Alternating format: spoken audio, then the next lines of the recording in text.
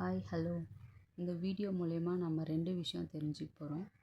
ஒன்று வந்து நம்மளுடைய ஹேண்ட் ரைட்டிங்கை நம்ம எப்படி டெவலப் பண்ணிக்கலாம், கர்சிவ் ரைட்டிங் எப்படி அழகாக எழுதலாம் அப்படின்றது.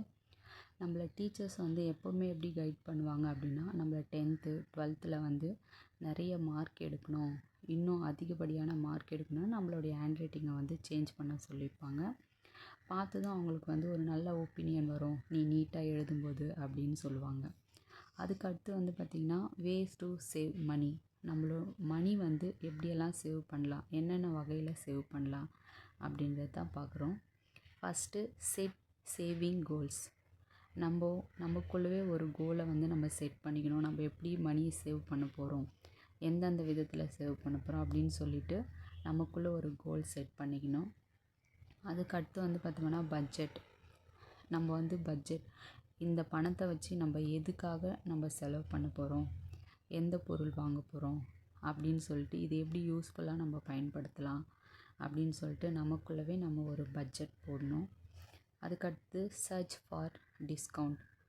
நம்மளுக்கு வந்து எந்த கடையில் பெஸ்ட்டாக நம்மளுக்கு டிஸ்கவுண்ட் தருவாங்க, ஒரு கடையும் இன்னொரு கடையும் நம்ம கம்பேர் பண்ணி பார்க்கணும். இந்த கடையை விட அடுத்த கடையில் நமக்கு எப்படி கூடுதலாக டிஸ்கவுண்ட் கிடைச்சா நம்ம அந்த இடத்துல வந்து வாங்கலாம், அந்த மாதிரி நம்ம சர்ச் பண்ணி ஒரு பொருளை நம்ம வாங்கணும். Pack your lunch. ஒரு சிலரெல்லாம் எங்கன்னா போனோம் அப்படின்னா லஞ்சு தூக்கிட்டு போனோம், பேகு தூக்கிட்டு போனோன்னாவே கொஞ்சம் யோசிப்பாங்க. ஆனால் வெளியில் போய் வாங்கிக்கலாம் அப்படின்னு நினைப்பாங்க. நம்ம போகிற இடத்துக்கு நம்ம லஞ்சை ப்ரிப்பேர் பண்ணிட்டு போனோன்னா நம்மளுக்கு மணியும் வந்து மிச்சமாகும், நல்ல ஒரு வீட்டு சாப்பாடு சாப்பிட்டோம் அப்படின்ற ஃபீலும் இருக்கும். Buy in bulk. நம்ம வந்து கொஞ்சம் கொஞ்சமாக பொருள் வாங்கிறத விட ஹோல்சேலில் வந்து நம்ம பொருள்களை வாங்குகிறோம் அப்படின்னு சொன்னால், ஒரு பல்காக பொருளை வாங்கும்போது நம்மளுக்கு வந்து அமௌண்ட்டை அவங்க கம்மி பண்ணி கொடுப்பாங்க. இவ்வளோ பொருள் வாங்கியிருக்காங்க அப்படின்னு சொல்லிட்டு அதுக்காக நம்மளுக்கு அமௌண்ட்டை வந்து அவங்க கம்மி பண்ணுவாங்க. அதனால் பை இன் பல்க். அதுக்கடுத்தது டூ இட் யுவர் செல்ஃப். நம்ம வந்து மேக்ஸிமம் நம்மளால் என்னென்ன பொருளெல்லாம் வீட்டுக்கு தேவையான பொருட்களை நம்மளாலேயே செய்ய முடியும், ப்ரிப்பேர் பண்ணிக்க முடியும் அப்படின்றத நம்மளே வந்து செய்யும்போது அது சுத்தமாகவும் இருக்கும், விலை வந்து நம்மளுக்கு கம்மியாகவும் நம்ம ரெடி பண்ணிக்கலாம். ஃபார் எக்ஸாம்பிள், நம்ம வீட்டுக்கு வந்து நிறைய மசாலா பொடிகளை நம்ம பயன்படுத்துவோம், மிளகுத்தூள், தனியாத்தூள் அந்த மாதிரி. அதை நம்ம வந்து கடையில் வாங்கும்போது அது கலப்படத்தோடவும் இருக்கும். ஆனால் அதையே நம்ம வீட்டில் வந்து வாங்கி நம்ம அரைக்கும்போது நம்மளுக்கு அதிகமாகவும் கிடைக்கும், கலப்படம் இல்லாமல் இருக்கும். Minimise restaurant spending. அதிகப்படியாக பெரிய பெரிய ரெஸ்டாரண்ட்டுக்கு போயிட்டு அங்கே சாப்பிட்ற அந்த செலவை வந்து நம்ம குறைச்சிக்கணும்.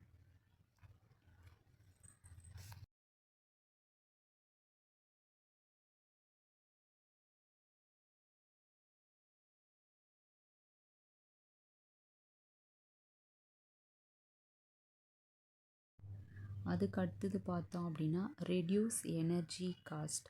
அதாவது நம்மளுடைய ஆற்றலுக்கும் அதிகமாக நம்மளுடைய வருமானத்தை விட நம்ம என்ன பண்ணுவோம், செலவு பண்ணுவோம். நம்மளுடைய வருமானம் எவ்வளவோ அதுக்கேற்ற மாதிரி நம்ம செலவு பண்ணாமல் ஆற்றலுக்கு அதிகமான அமௌண்ட்டை காஸ்ட்டை கொடுத்து நம்ம செலவு பண்ணுவோம். அதையும் வந்து நம்ம என்ன பண்ணணும் அப்படின்னா குறைச்சிக்கணும். அதுக்கடுத்தது யூஸ் கிரெடிட் கார்ட்ஸ் ஸ்பெஷலி.